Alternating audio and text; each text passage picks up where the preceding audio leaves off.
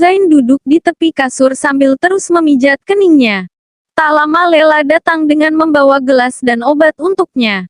Lela duduk di samping sang suami. Segera memberikan obat itu dan meminta suaminya untuk segera meminumnya. Sekarang istirahatlah. Lela meminta suaminya untuk berbaring. Zain tetap duduk sambil terus memijat kepalanya yang dirasanya semakin pusing.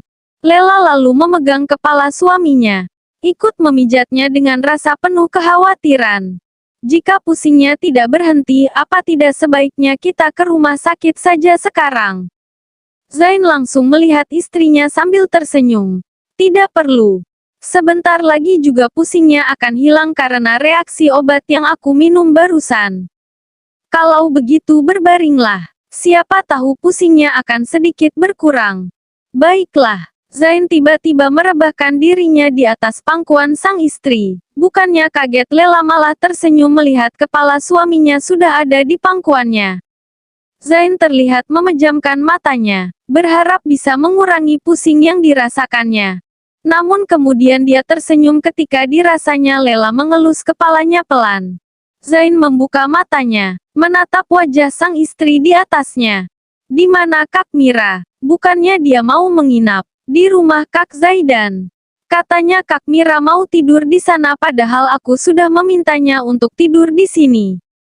Zain terkekeh. Pengertian sekali kakakku, ucapnya sambil kembali memejamkan mata dan melingkarkan tangannya di pinggang sang istri.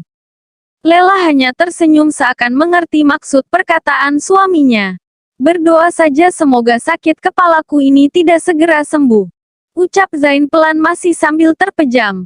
Kalau tiba-tiba saja aku sembuh maka aku akan. Ya Allah, berilah kesembuhan untuk suamiku. Lela memotong perkataan suaminya.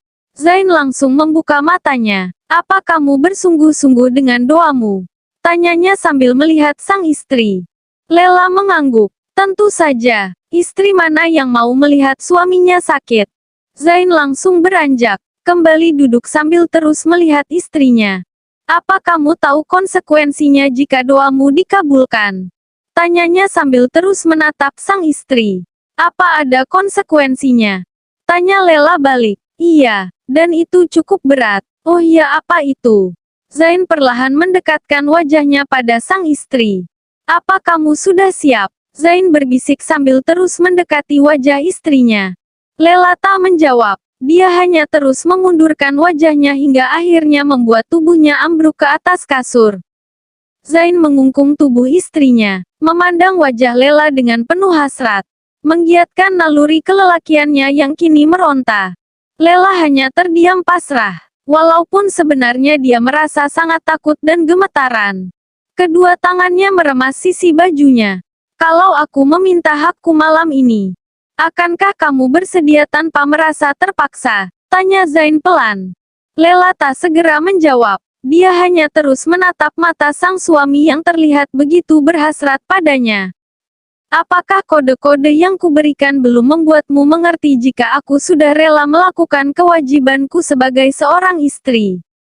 Jika aku sudah ingin segera memenuhi hakmu sebagai seorang suami?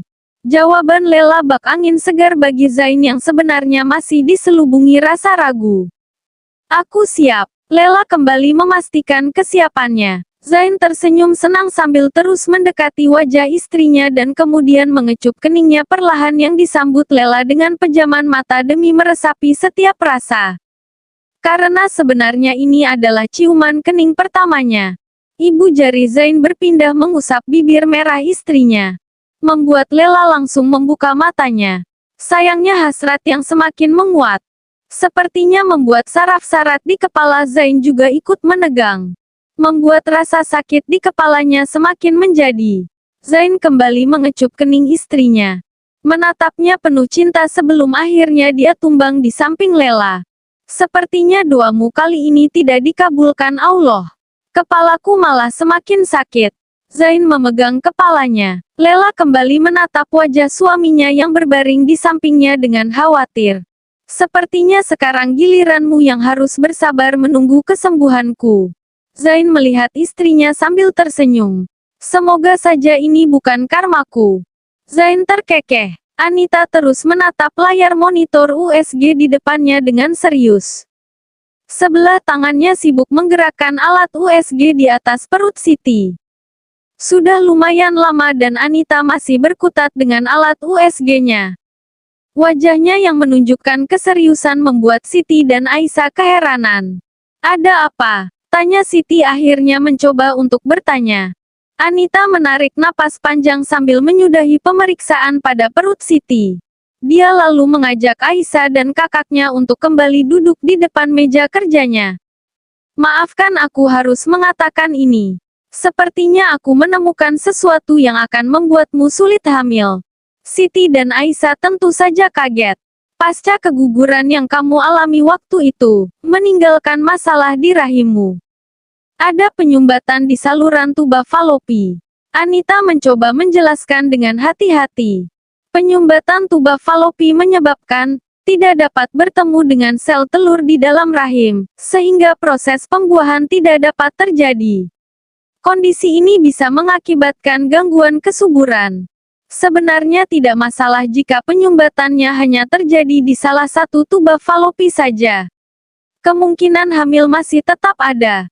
Tapi dengan terpaksa aku harus mengatakan jika penyumbatan yang kamu alami sekarang terjadi di kedua saluran tuba falopi. Siti terlihat syok. Tidak perlu khawatir, ada banyak solusi untuk mengatasinya. Anita berusaha menenangkan. Salah satunya adalah dengan pembedahan. Pembedahan akan disarankan untuk yang mempunyai masalah dengan tuba falopi yang tersumbat. Pembedahan tergantung dengan letak tersumbatnya dan luasnya jaringan jahat.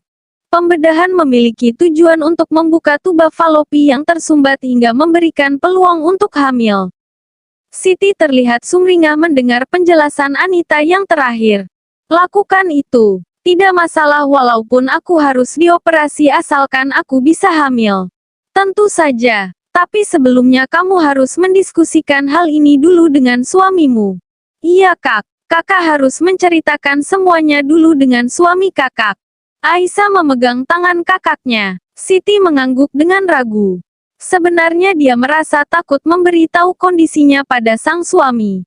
Sudah terbayang bagaimana suaminya akan kecewa mengetahui kondisi rahimnya yang bermasalah mengingat dia sangat tahu jika Andre sudah sangat mengharapkan kehadiran seorang anak. Tenanglah, tidak perlu merasa cemas. Seperti yang aku katakan tadi. Ada banyak solusi untuk mengatasi permasalahanmu. Insya Allah selama kita terus berikhtiar. Aku ingin meminta maaf langsung padamu. Ucap Meisha gagap tampak tertunduk malu di hadapan Lela. Ibunya yang senantiasa ada di sampingnya mengusap punggung putrinya dengan lembut. Aku membawanya ke sini karena dia bersikeras ingin bertemu denganmu dan meminta maaf langsung padamu dan suamimu setelah mendengar apa yang terjadi pada kalian berdua. Dia merasa sangat bersalah karena apa yang dilakukan oleh Amar adalah juga karena kesalahannya. Dia memperjelas maksud kedatangan mereka ke kediaman Zain dan Lela. Zain terdiam, sementara Lela terus melihat Meisha yang tampak sangat lain ketika terakhir kali mereka bertemu. Di hadapannya kini bukan lagi wanita anggun nan cantik dengan segala pesonanya. Namun wanita yang nampak tertekan dan penuh keputusasaan. Wajahnya pucat dengan tatapan penuh ketakutan dan penyesalan. Dia lantas teringat suaminya pernah menceritakan apa yang menimpa Meisha. Dan kondisinya pasca pengeroyokan itu. Namun Lela tak percaya jika trauma yang dialaminya justru separah itu. Lela beranjak dari duduknya. Dia menghampiri Meisha. Dia memberikan tempatnya ketika tahu jika Lela akan duduk di samping keponakannya. Meisha dengan gemetar terlihat ketakutan melirik Lela yang kini sudah berada di sampingnya. Aku tidak akan mengatakan aku mengerti akan keadaan yang sedang kamu alami sekalipun aku pernah berada di posisimu. Mungkin bagiku mudah karena pernah aku lalui, namun akan sulit bagimu karena baru kamu hadapi. Batas kemampuan orang itu berbeda-beda. Aku hanya bersyukur telah melewatinya. Lela memegang kedua tangan Meisha. Tapi aku sangat tahu ketika berada di posisimu. Tidak semuanya bisa ditenangkan oleh nasihat atau pelukan seseorang. Karena sebenarnya sesuatu yang berat dan membebani itu baru akan berkurang atau bahkan hilang setelah ada tetesan air mata dan tangan yang berdoa. Meisha langsung melihat Lela dengan lelehan air mata di pipinya. Lela tersenyum. Dia memeluk Meisha dengan hangatnya.